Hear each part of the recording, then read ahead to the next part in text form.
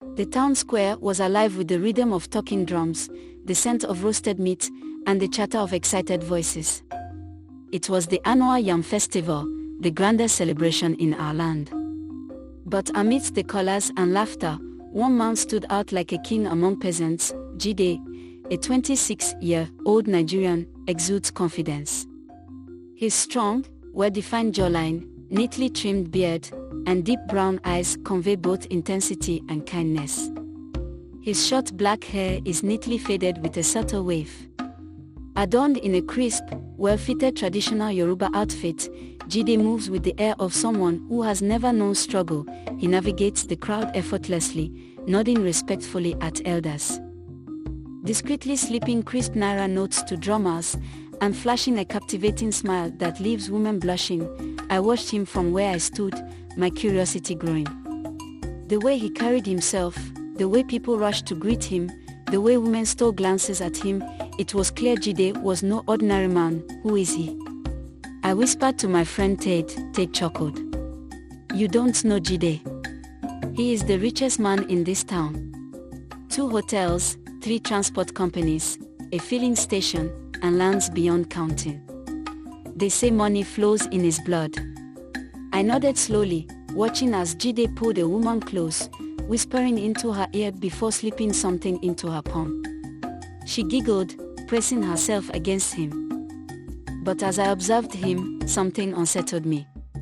There was a hunger in his eyes, not for food, not for wealth, but for women, a man who has everything yet still craves more. Such a man is either blessed or doomed, and Jide's fate was already sealed. It started as a whisper in the marketplace. Have you heard? Mama Ngozi asked, lowering her voice as she plucked the feathers off a chicken. Jide is getting married. The other women gasped. Jide. The Jide we know. The same one, she confirmed, throwing the chicken into a bowl of hot water. And you won't believe it, his bride is a stranger. A hush fell over the group. A stranger. One of them echoed. Who is she? Where is she from? Mama Ngozi shook her head. No one knows. She arrived in town a few days ago, and before we could blink, Jide was singing her praises. She leaned in closer. They say she is the most beautiful woman he has ever seen. That evening, I sat outside my shop, listening to the murmurs floating through the streets. Jide, the man who had sworn never to be tied down, was suddenly ready to settle. And with a woman whose past was unknown, curiosity gnawed at me. I had to see her for myself. The next day, I got my chance. She was walking through the marketplace, and from the moment I laid eyes on her, I understood she was breathtaking. Skin as smooth as fresh palm oil, eyes as deep as a midnight river, lips curved in a smile that could make a man forget his own name. Even the sun seemed to shine differently on her, but as I watched her move, something sent a chill through my spine. She was too perfect. And in this world, perfection is never without a price. Jide was a man who had seen the finest women, yet he had never looked at any the way he looked at Adiora. From the moment she entered his life, he became a different man. The one who once chased after every woman now had eyes for only one. He no longer spent his nights hopping from bar to bar or whispering sweet lies into different ears.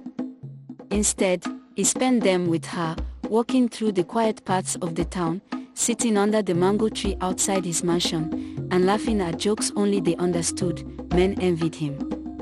Women envied her.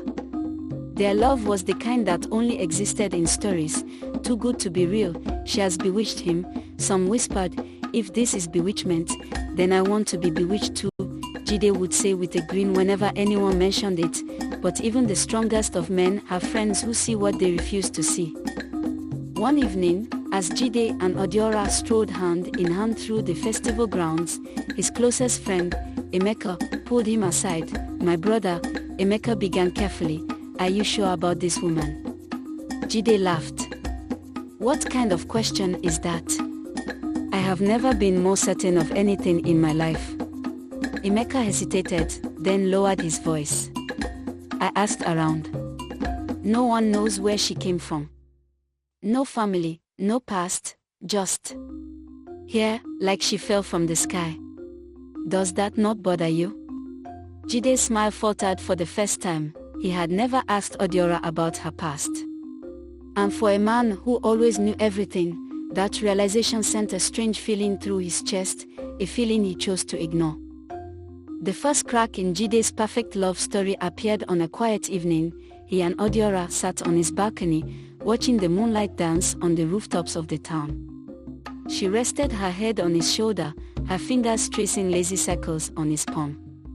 Everything felt peaceful until he asked a simple question, "Odiora, tell me about your childhood." She stiffened.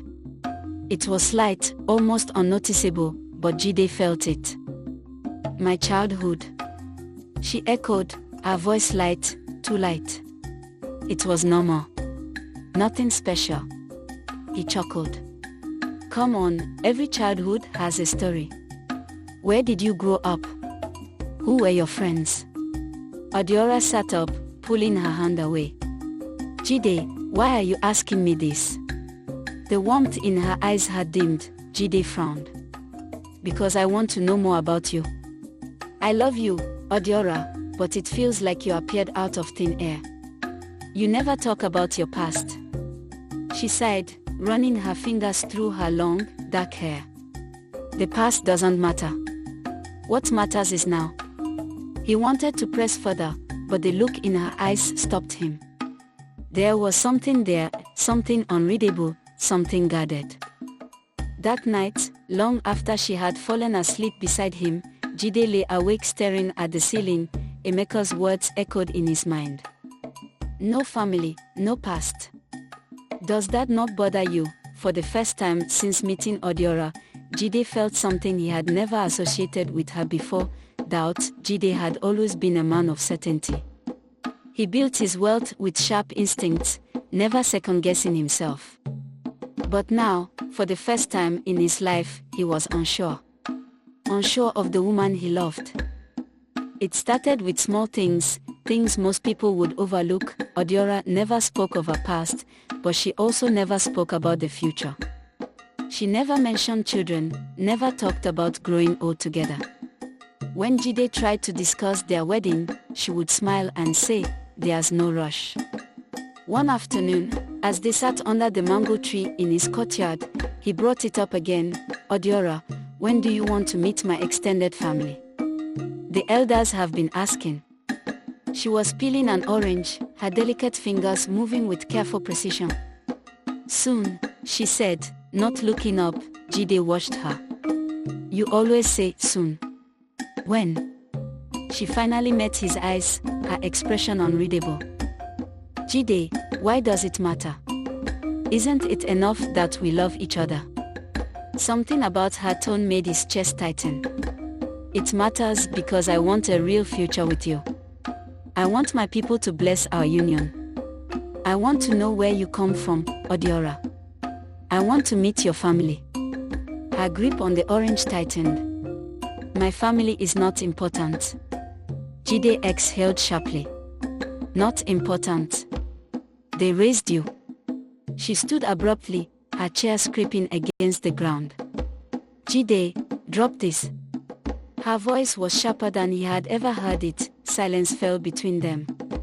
For the first time since they met, she had raised her voice. Jide felt a coldness creep into his heart. Odiora was not just hiding something, she was running from something. Jide had seen Odiora angry before, but never like this. Her outburst lingered in the air, thick and heavy, long after she stormed inside. The woman who had always been gentle, always smiled at him with warmth in her eyes, had just fled like a sudden wildfire. And what had triggered it? A simple question about her family. Jide sat under the mango tree, staring at the half-peeled orange she had left behind. His mind raced. He had ignored the whispers. He had waved away Emeka's warnings.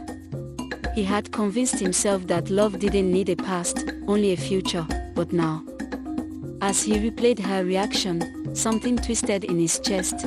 Later that night, when he walked into the bedroom, she was sitting on the bed, arms wrapped around her knees. She looked smaller somehow. Vulnerable, Adiora, he said softly. She didn't look at him. I'm sorry for snapping. Jide sat beside her. I didn't mean to upset you. But Adiora, I need to understand. She exhaled, staring at the floor. There are things about me you may never understand, Jide. Not because I don't love you, but because some things are better left buried. He frowned. Buried. She finally looked at him, and for the first time, he saw something beneath her beauty, something dark, something painful. Jide's heart pounded. Are you in danger? Adiora reached for his hand, squeezing it tightly. No. Then she forced a smile. Please, let's not talk about this anymore. Jide nodded slowly, but as he held her, he knew one thing for certain: whatever Adiora was hiding, it was bigger than he had ever imagined.